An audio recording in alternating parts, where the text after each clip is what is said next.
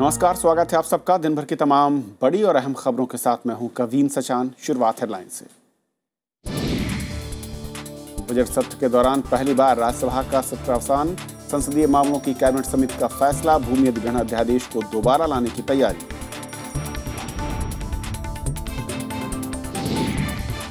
सोनिया गांधी का बिल के समर्थन से इनकार, कहा सरकार की नीतियां किसान विरोधी, गडकरी की चिट्ठी का दिया जवाब।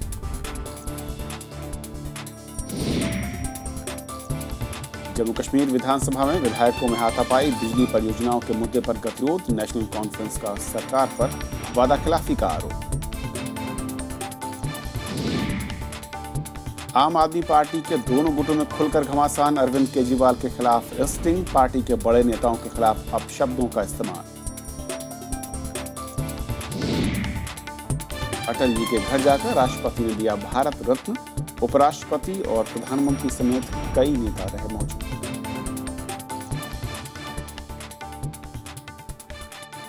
और आइए देखते हैं हमारी आज की पहली खबर। पूर्व प्रधानमंत्री और वरिष्ठ बीजेपी नेता अटल बिहारी वाजपेयी को आज भारत रत्न से सम्मानित किया गया। राष्ट्रपति प्रणब मुखर्जी ने प्रोटोकॉल तोड़कर उनके घर जाकर उन्हें सम्मान दिया। प्रधानमंत्री नरेंद्र मोदी ने अटल बिहारी वाजपेयी को करोड़ों लोगों के लिए प्रेरणा का स्रोत बताया।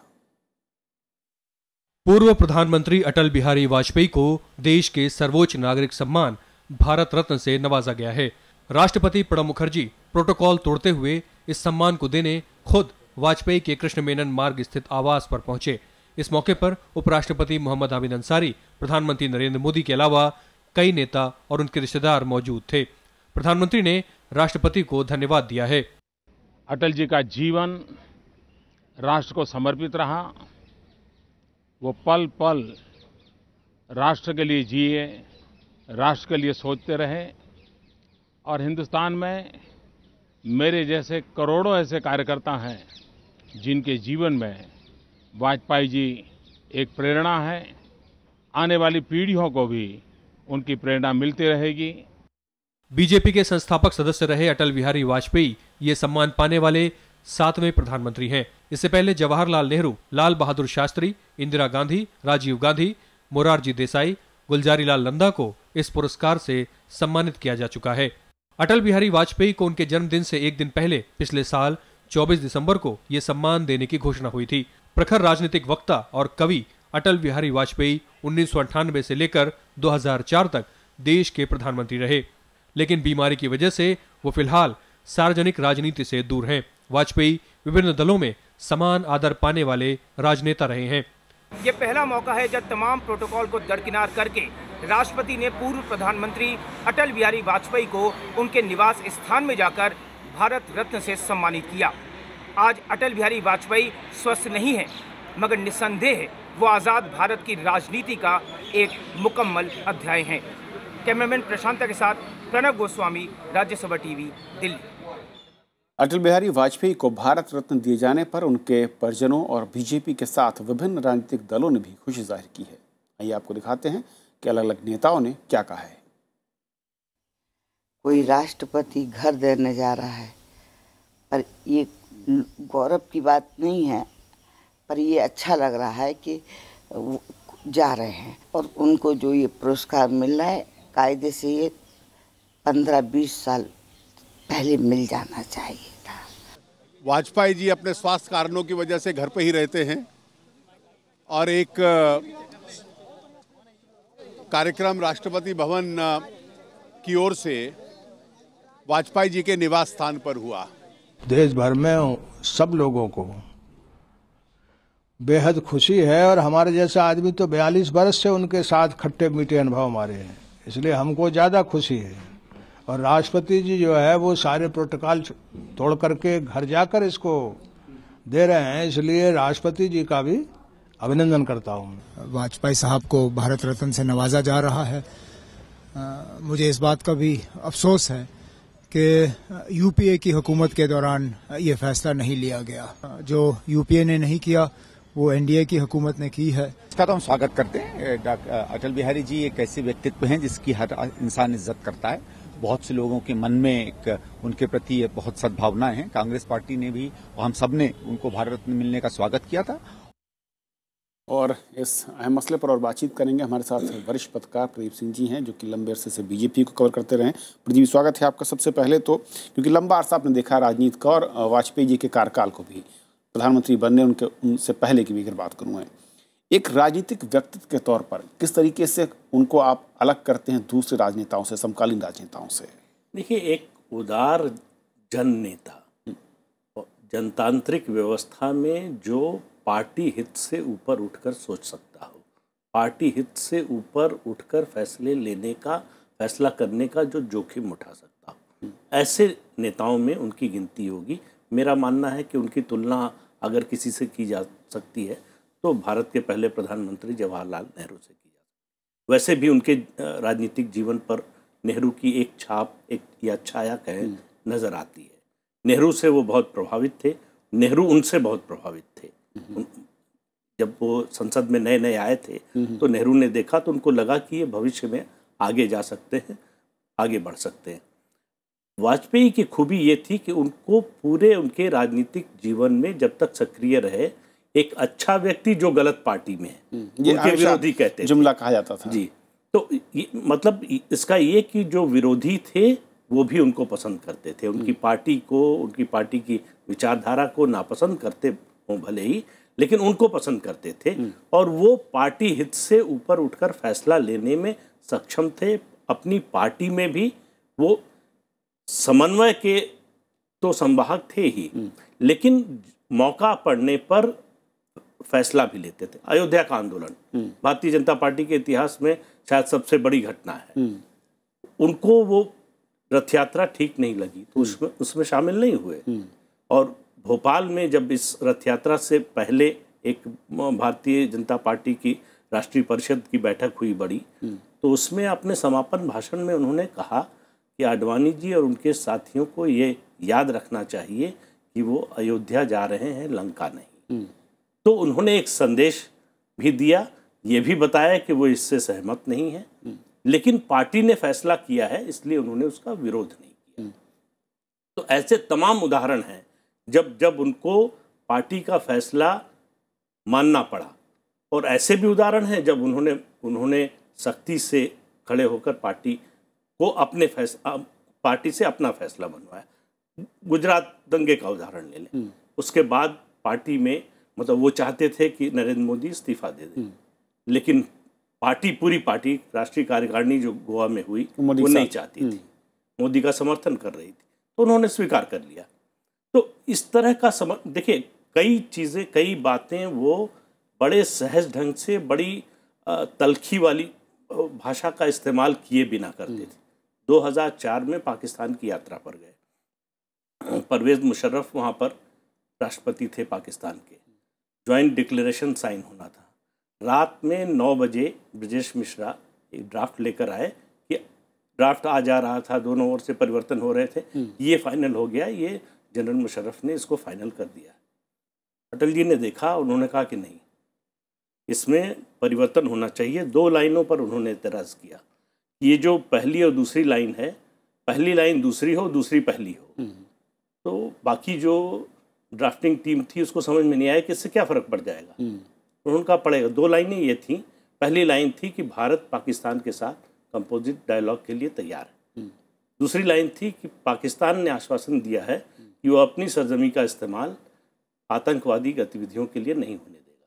उन्होंने कहा इसका अर्थ ये जा रहा है कि हम कंपोजिट डायलॉग के लिए तैयार हुए हैं, इसलिए पाकिस्तान ने आश्वासन दिया, और इसको पलट देते हैं तो ये होगा कि पाकिस्तान ने ये आश्वासन दिया इसलिए हम बातचीत के लिए तैयार हुए। यानी कि पूरी तरीके से शब्द, तकनीक, हर चीज़। ब्रजेश मिश्रा ने कहा कि अब तो सोने चले गए हैं, बड़ा मुश्किल है, नहीं हो सकता। बहुत शांति भाव से उन्होंने कहा कोशिश कर लीजिए, नहीं होगा तो अपना जहाज खड़ा है, घर चलेंगे। मतलब साफ था कि ये परिवर्तन होगा तभी ये ज्वाइंट डिक्लेरेशन होगा, नहीं तो नहीं होगा। उनके बारे में एक और ख़ास बात जो प्रदीप जी मैं उस पर समझना चाहूँगा कि जिस तरीके से वो, मैं कहूँ कि सत्ता में थे, सबसे ताकतवर शख्स के तौर पर प्रधानमंत्री माना जाता है, उसके बावजूद अगर एक मत पार्टी के अंदर या कुछ लोगों का मत था कि उनसे अलग मत होता था, कभी वो उस पर अपना फैसला थोपते नहीं थे।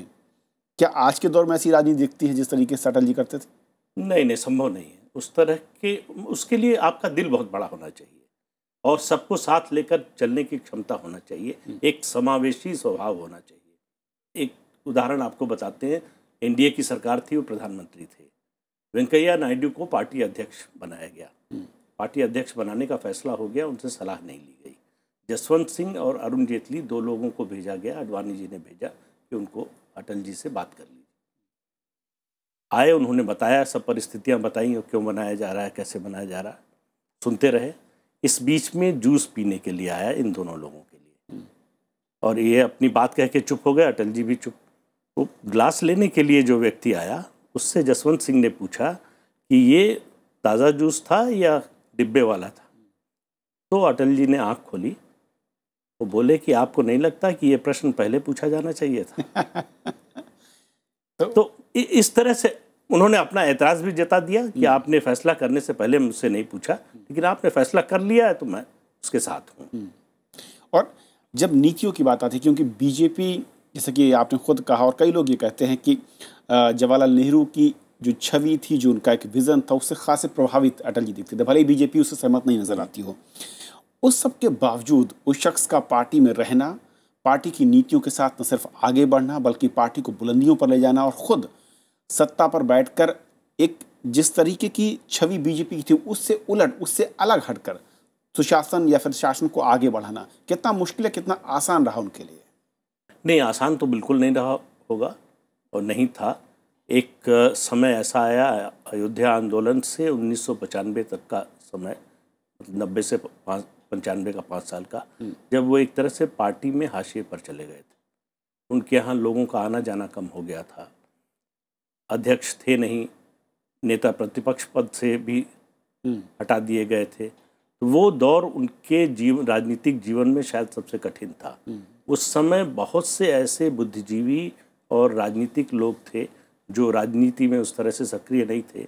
वो चाहते थे कि एक नई पार्टी बने, इसमें कांग्रेस से अच्छे लोग, बीजेपी से, दूसरे दलों से नए लोग आएँ और अटल बिहारी वाजपेयी उसका नेतृत्व करें। उनके पास लोग गए, वो तैयार नहीं हुए। अगर कोई और होता, उस मनस्थिति में होता तो शायद कर लेता, लेकिन वो उनके जिस तरह के संस्कार थे, उन्होंने इसको स्वीकार नहीं किया। तो उन्होंने कठिन दौर भी देखा, अच्छा समय भी देखा। एक समय मतलब जब जनता पार्टी से निकले और भारतीय जनता पार्टी बनी, गठन हुआ, तो आप कल्पना आज कर सकते हैं कि बीजेपी का कोई नेता एकात्म मानववाद छोड़ दे और गांधीवादी समाजवाद को पार्टी की मुख्य विचारधारा बना दे। ये अटल बिहारी वाजपेयी के नेतृत्व का ही प्रभाव था जो इस तरह का फैसला वो करवा सके। प्रदीप जी, बहुत बहुत शुक्रिया। वक्त की कमी है, लेकिन इस चर्चा में शामिल होने के लिए आपका बहुत बहुत शुक्रिया। तो ये थी हमारी पहली खबर, लेकिन ब्रेक पर जाने से पहले आपको छोड़ जाते हैं अटल जी की एक और ख़ास अंदाज, जी हाँ, उनकी कविताएं, कुछ खास कविताएं, यादगार कविताओं के साथ लौटेंगे ब्रेक उस पर। गीत नया गाता हूँ, टूटे हुए तारों से फूटे वासंती स्वर, पत्थर की छाती में उगाया नव अंकुर, झरे सब पीले पात, कोयल की कुहुक रात, प्राची में अरुणिमा की रेख देख पाता हूँ। गीत नया गाता हूँ, गीत नया गाता हूँ। उजियारे में, अंधकार में, कलकछार में, बीच धार में, घोर घड़ा में, पूत प्यार में, क्षणिक जीत में, दीर्घहार में, जीवन के शत शत आकर्षक अरमानों को दलना होगा, कदम मिलाकर चलना होगा। भूमि बिल पर विपक्ष के कड़े तेवरों के बीच सरकार ने राज्यसभा के 234वें सत्र का सत्रावसान करने का फैसला किया है। संसदीय मामलों की कैबिनेट कमेटी की बैठक में आज ये फैसला हुआ। दरअसल भूमि कानून में संशोधन के लिए लाए गए अध्यादेश की मियाद 5 अप्रैल को खत्म हो रही है। इसके लिए बिल लोकसभा से पारित हो चुका है, लेकिन राज्यसभा में सरकार इस बिल को पेश नहीं कर सकी है। अगर भूमि अध्यादेश को फिर से जारी करना है तो संसद के किसी एक सदन का सत्रावसान जरूरी है। माना जा रहा है कि पहले वाले अध्यादेश की मियाद खत्म होने पर इसे फिर सरकार जारी करेगी। राज्यसभा का 234वां सत्र 23 फरवरी से शुरू हुआ था और पहले से तय कार्यक्रम के मुताबिक इसका पहला हिस्सा 20 मार्च को खत्म हुआ, दूसरा हिस्सा 20 अप्रैल से शुरू होना था। On Parliament Affairs met today and has decided to recommend for the prorogation of the Rajya Sabha with immediate effect. उधर कांग्रेस अध्यक्ष सोनिया गांधी ने कहा है कि उनकी पार्टी किसी भी कीमत पर केंद्र सरकार के भूमि बिल का समर्थन नहीं करेगी। केंद्रीय मंत्री नितिन गडकरी के पत्र का जवाब देते हुए उन्होंने बिल को किसानों और गरीबों का विरोधी बताया। उधर केंद्र सरकार ने सोनिया के खत को राजनीतिक करार दिया।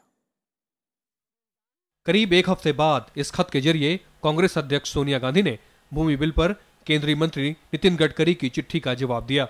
6 पन्नों के खत में उन्होंने एनडीए के भूमि बिल की तमाम खामियों को तफसील से गिनाया। चिट्ठी में सोनिया गांधी ने लिखा कि सरकार के तर्क केवल आधे सच को बयां करते हैं। बिल को किसानों और गांवों का हितैषी बताने की सरकार की मंशा पर भी उन्होंने सवाल उठाए। सोनिया गांधी ने सरकार पर किसान विरोधी होने का आरोप भी लगाया तो यूपीए के बिल में संशोधनों को गैर जरूरी बताया। सोनिया गांधी ने लिखा, आपकी सरकार मुट्ठी भर लोगों को लाभ पहुंचाने के लिए समाज के कमजोर तबकों के हितों का बलिदान कर रही है। उधर बीजेपी ने कहा है कि वो बिल को लेकर सहमति बनाने की पूरी कोशिश करेगी। इससे पहले बीते गुरुवार 19 मार्च को केंद्रीय मंत्री नितिन गडकरी ने बिल के विरोध में खड़ी कांग्रेस समेत तमाम विपक्षी पार्टियों के आला नेताओं को खत लिखकर खुली बहस की चुनौती दी थी। सोनिया जी ने चिट्ठी लिखा है नितिन गडकरी जी को लैंड बिल को लेकर। जितने भी स्टेक होल्डर्स है उनकी जो भी विचार है सबको सुना जा रहा है। 2013 में आनंद फानन में, जैसे प्रधानमंत्री जी ने कहा, आनंद फानन में कानून लाया गया था। सभी के विषयों को सुनते हुए ये कानून चिंता किया जाएगा।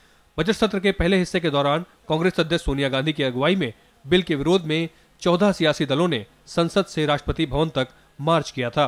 विपक्षी दलों ने राष्ट्रपति प्रणब मुखर्जी को ज्ञापन सौंपकर हस्तक्षेप की मांग की थी।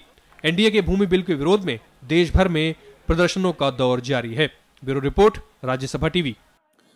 भूमि अधिग्रहण संशोधन बिल पर सरकार को चौतरफा घेरने की तैयारी हो रही है। जनता दल से निकली पार्टियों ने आज बैठक कर साझी रणनीति पर चर्चा की। बैठक में बिहार के मुख्यमंत्री नीतीश कुमार, आरजेडी प्रमुख लालू प्रसाद यादव, समाजवादी पार्टी मुखिया मुलायम सिंह यादव भी शामिल हुए। बैठक के बाद जेडीयू अध्यक्ष शरद यादव ने कहा कि हम बिल के खिलाफ हैं और इसीलिए आगे की रणनीति तय करने के लिए यह बैठक की गई।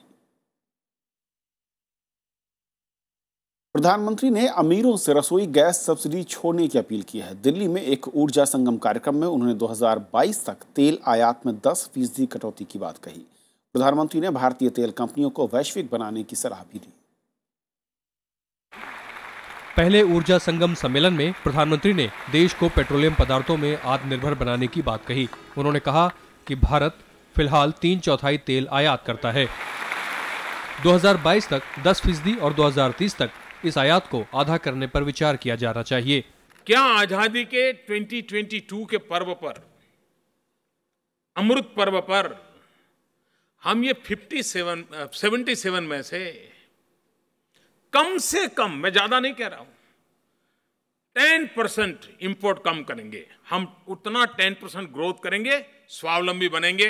प्रधानमंत्री ने बताया कि अब तक 2,80,000 लोगों ने रसोई गैस सब्सिडी छोड़ी है और इससे सब्सिडी में खर्च होने वाला 100 करोड़ रुपए बचा है।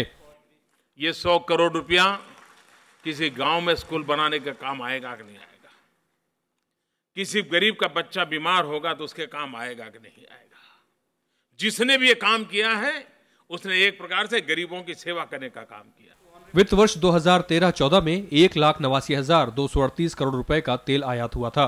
प्रधानमंत्री ने घरेलू तेल कंपनियों को मध्य पूर्व, मध्य एशिया और दक्षिण एशिया समेत उत्तर अमेरिका और अफ्रीका में मौजूदगी बढ़ाने को कहा। दुनिया का अधिकतर तेल भंडार इन्हीं इलाकों में है। Bureau report, Rajya Sabha TV. आम आदमी पार्टी ने योगेंद्र यादव, प्रशांत भूषण गुट और केजरीवाल गुट के बीच आरोप प्रत्यारोप का सिलसिला तीखा हो गया है। दोनों नेताओं ने पार्टी के संयोजक और दिल्ली के मुख्यमंत्री अरविंद केजरीवाल पर तानाशाही करने का आरोप लगा दिया है। तो उधर केजरीवाल समर्थक नेताओं ने कहा कि योगेंद्र यादव अपने करीबियों को पार्टी की राष्ट्रीय कार्यकारिणी में शामिल करना चाहते थे। वो ये कहता रहा कि मैं तो कभी ऐसे संगठन में रहा ही नहीं जहां मेरी ना चलती हो। आम आदमी पार्टी के असंतुष्ट नेता प्रशांत भूषण अब केजरीवाल पर गंभीर सवाल खड़े कर रहे हैं। भूषण ने आरोप लगाया कि मुद्दों पर चर्चा के बजाय पार्टी की ओर से उनके इस्तीफे की मांग की जा रही है। प्रशांत भूषण ने कहा कि 11 दिनों की कोशिशों के बावजूद केजरीवाल की ओर से मुलाकात का वक्त नहीं दिया जा रहा है। अरविंद चाहते हैं कि वो आप लोग इस्तीफा दे दें, क्योंकि वो ये कह रहे हैं कि वो आपके संग काम अब नहीं कर सकते। योगेंद्र यादव ने आरोप लगाया कि 28 मार्च को होने वाली राष्ट्रीय परिषद की बैठक से पहले उनकी छवि खराब करने की कोशिश की जा रही है। लेकिन इधर आरोप खत्म नहीं हुए कि केजरीवाल खेमे के नेता जवाबी प्रेस कॉन्फ्रेंस करने पहुंच गए। संजय सिंह, आशुतोष और आशीष खेतान ने भूषण और योगेंद्र यादव के आरोपों को खारिज किया और दोनों पर साजिश करने के आरोप लगाए। जो बात कल से हम कह रहे हैं कि बाहर कुछ कहते हैं, अंदर कुछ कहते हैं, बाहर कुछ कहते हैं, अंदर कुछ कहते हैं, वही सच्चाई है। इस बीच योगेंद्र यादव और प्रशांत भूषण ने पार्टी के राष्ट्रीय सचिव को चिट्ठी लिखकर राष्ट्रीय परिषद की बैठक की वीडियोग्राफी कराने की मांग की है। साथ ही वोटिंग के लिए सीक्रेट बैलेट की भी मांग की गई है। The agenda of the meeting has suddenly been changed 2 hours ago. Of course, the National Executive was never consulted about the agenda. There is no confirmation that there would be secret vote. There is no confirmation that there would be videography as we had demanded. Delhi की सरकार बनने के महीने भर के भीतर ही party की कलह सामने आ गई थी। पार्टी का आरोप है कि दिल्ली के चुनावों में प्रशांत भूषण और योगेंद्र यादव ने केजरीवाल के खिलाफ माहौल बनाने की कोशिश की थी। दोनों नेताओं को पीएसी से बाहर किया जा चुका है और शनिवार की बैठक में कुछ और कड़े फैसले लिए जा सकते हैं। अनु दीवान, राज्यसभा टीवी। दिल्ली के मुख्यमंत्री और आम आदमी पार्टी के संयोजक अरविंद केजरीवाल की कथित आवाज वाला एक ऑडियो टेप फिर से सामने आया है। विभिन्न न्यूज चैनलों में दिखाए गए इस टेप में केजरीवाल प्रशांत भूषण, योगेंद्र यादव खेमे के 2 नेताओं प्रोफेसर आनंद कुमार और अजित झा के लिए अपशब्द बोलते सुनाई दे रहे हैं। इस टेप में केजरीवाल पार्टी के कार्यकर्ता उमेश कुमार सिंह से बातचीत करते हुए सुने जा सकते हैं। इस टेप में पार्टी के भीतर कलह को लेकर भी बातचीत है। पावर प्रोजेक्ट्स ट्रांसफर करने से केंद्र के इनकार के मुद्दे पर जम्मू कश्मीर विधानसभा में आज जमकर अवरोध हुआ। इस दौरान विधानसभा में विधायकों में हाथापाई की नौबत भी आ गई। कांग्रेस और नेशनल कॉन्फ्रेंस ने पीडीपी बीजेपी सरकार पर वादाखिलाफी का आरोप लगाया। ये तस्वीरें हैं जम्मू कश्मीर विधानसभा की। यहाँ शुक्रवार को बिजली परियोजनाओं के मुद्दे पर भारी गतिरोध और जमकर धक्का मुक्की हुई। विपक्ष की नारेबाजी के चलते कार्यवाही 2 बार स्थगित करनी पड़ी। हालात बिगड़ते देख मार्शल्स बुलाने पड़े। विधानसभा की कार्यवाही शुरू होते ही नेता विपक्ष उमर अब्दुल्ला ने ये मुद्दा उठाया। उन्होंने कहा कि केंद्र सरकार ने 2 मेगा बिजली परियोजनाओं को राज्य को देने से इनकार किया है। उन्होंने राज्य सरकार पर न्यूनतम साझा कार्यक्रम लागू नहीं करने का आरोप लगाया। लोगों को धोखा इन्होंने दिया, लोगों को अश्योरेंस इन्होंने दी। सीएमपी की बात करें तो एक एक करके सीएमपी के इश्यूज जो है वो गिर रहे हैं। अफस्पा का इशू वो रिजेक्ट हुआ है, पावर प्रोजेक्ट्स रिजेक्ट हुआ है, कैदियों को जेल से छोड़ना वो रिजेक्ट हुआ है, डिलिमिटेशन कमीशन वो रिजेक्ट हुआ है। ये जो 2 प्रोजेक्ट्स वापस करने की बात है, जहाँ जम्मू कश्मीर को देने की बात है, ये सी रंगराजन कमेटी में इसकी बात आई थी। हमने केंद्र सरकार के साथ बात की है, पावर मिनिस्टर से बात की है, केस अंडर प्रोसेस है, उसको एग्जामिन किया जा रहा है और अभी इसके ऊपर इस प्रकार का कोई फैसला नहीं हुआ है। केंद्रीय ऊर्जा मंत्री पीयूष गोयल ने हाल ही में संसद में एक लिखित जवाब में कहा था कि एनएचपीसी के पावर प्रोजेक्ट को वित्तीय और कानूनी वजहों से जम्मू कश्मीर को नहीं सौंपा जा सकता। 2007 में राज्य सरकार ने एमओयू के जरिए 7 जल बिजली परियोजनाओं को एनएचपीसी को सौंप दिया था। इसमें दुल्हस्ती, उरी 1 परियोजनाएं भी शामिल हैं, जिन्हें रंगराजन समिति ने राज्य को सौंपने की सिफारिश की थी। Bureau report, Rajya Sabha TV. वित्त मंत्री अरुण जेटली ने कैश की जगह चेक या कार्ड से भुगतान पर जोर दिया है। उन्होंने काले धन पर रोक के लिए इसे जरूरी कदम बताया। प्रतिभूति मुद्रण और मुद्रा निर्माण निगम के स्थापना दिवस पर वित्त मंत्री ने कहा कि कार्ड से भुगतान को बढ़ावा देने के लिए इस पर छूट मिलनी चाहिए, जिससे लोग कैश पेमेंट करने से बचेंगे। वित्त मंत्री ने कहा कि प्लास्टिक मुद्रा को बढ़ावा देना भारत जैसी उभरती हुई अर्थव्यवस्था का लक्ष्य होना चाहिए। Economies grow, there is a roadmap. And the roadmap is that more and more people start discarding the use of currency and switch over to either checks or plastic currency. If you economies world over, that is the standard practice. बात मध्य प्रदेश की, जहां पर किसानों के मुआवजे को लेकर कांग्रेस विधायकों की भूख हड़ताल और धरना आज खत्म हो गया। कांग्रेस महासचिव दिग्विजय सिंह ने विधायकों को जूस पिलाकर अनशन खत्म कराया। गौरतलब है कि बेमौसम बारिश और ओलावृष्टि से सूबे में बड़े पैमाने पर फसलों का नुकसान हुआ है। पीड़ित किसानों की मांगों को लेकर मंगलवार से विधानसभा में कांग्रेस विधायक धरने पर थे। क्या आपका अब ये प्रदर्शन विधानसभा से चलकर गांव-गांव जाना चाहिए। प्रदेश कांग्रेस का काम चला हुआ है, घर घर गांव-गांव में लोग जा रहे हैं। और बात यमन की, जहां पर सरकार के समर्थन में हुती विद्रोहियों के खिलाफ सऊदी अरब के हवाई हमले आज दूसरे दिन भी जारी रहे।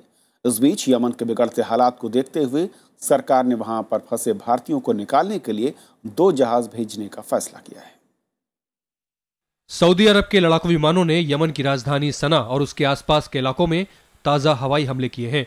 हुती विद्रोहियों को निशाना बनाकर किए गए हमले में रिहायशी इलाकों और हवाई अड्डों को भारी नुकसान पहुंचा है। इसमें 100 से ज्यादा लोगों के मारे जाने की खबर है। वहीं अरब लीग के देशों ने यमन सरकार के समर्थन में सामूहिक सैन्य कार्रवाई दल बनाने पर सहमति जताई है। الجامعة العربية لديها جيش هيروح يحارب ويحرر ويعمل. هذه أول مرة هناك قوة سوف تنشأ وتعمل باسم الدول العربية. इस बीच भारत ने वहां फंसे अपने नागरिकों को निकालने की कोशिशें तेज कर दी हैं। विदेश मंत्री सुषमा स्वराज ने कहा कि 2 जहाज यमन भेजे जाएंगे। वहां से भारतीयों को पड़ोसी देश जिबूती लाया जाएगा, फिर विमान के जरिए उन्हें देश वापस लाया जाएगा। यमन में हुती विद्रोहियों ने सरकार के खिलाफ लंबे समय से लड़ाई छिड़ रखी है और राजधानी सना समेत कई बड़े इलाकों में कब्जा कर लिया है। Bureau report, Rajya Sabha TV. तो खबरों के आज के सफर में बस इतना ही, लेकिन चलते चलते छोड़ जाते हैं देश और दुनिया की कुछ और बड़ी खबरों के साथ। नमस्कार। बिहार के मुख्यमंत्री नीतीश कुमार ने आज कांग्रेस अध्यक्ष सोनिया गांधी से उनके घर पर मुलाकात की। वो दिल्ली के मुख्यमंत्री अरविंद केजरीवाल से मिलने दिल्ली सचिवालय पहुंचे। बिहार के मुख्यमंत्री ने तिहाड़ में बंद INLD के प्रमुख ओम प्रकाश चौटाला से भी मुलाकात की। दिल्ली में सोमवार से चबाने वाले सभी तरह के तंबाकू पर पाबंदी लग जाएगी। दिल्ली सरकार ने अधिसूचना जारी करने का फैसला किया है। इसके बाद गुटखा बेचने, खरीदने और रखने की मनाही होगी। सरकार ने दिल्ली पुलिस और स्वास्थ्य विभाग से औचक निरीक्षण करने को भी कहा है। केंद्र सरकार ने नन गैंगरेप मामले में CBI जांच से इनकार कर दिया है। पश्चिम बंगाल सरकार ने मामले की CBI जांच की मांग की थी। उधर कोर्ट ने कल गिरफ्तार दूसरे आरोपी को 14 दिन की पुलिस हिरासत में भेज दिया है।